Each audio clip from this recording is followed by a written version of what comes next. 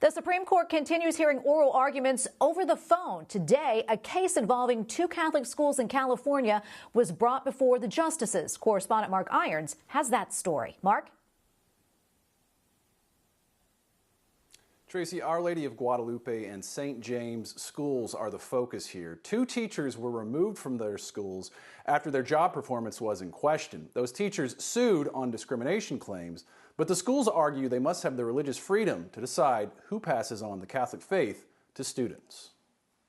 If separation of church and state means anything at all, it must mean that government cannot interfere with the church's decisions about who is authorized to teach its religion. Beckett argues before the Supreme Court today on behalf of two Catholic schools in California, both sued by fifth-grade teachers who claim discrimination, one based on age and the other on disability. The school's argument would strip more than 300,000 lay teachers in religious schools across the country of basic employment law protections. Some justices questioned if the teachers' jobs were religious enough to qualify for the ministerial exception. It exempts religious institutions from anti-discrimination laws in hiring employees. Can you point me to anything in the evidence that the teacher here was acting any differently working from a workbook for her religious class than a teacher does in a secular school?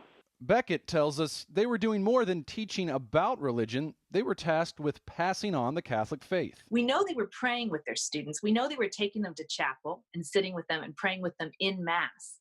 The High Court takes up the case after the Ninth Circuit Court of Appeals stood with the teachers and not the Catholic schools. Churches and religious groups need to have the autonomy, the authority to decide for themselves who is going to carry out their core religious functions. So when it comes to things like...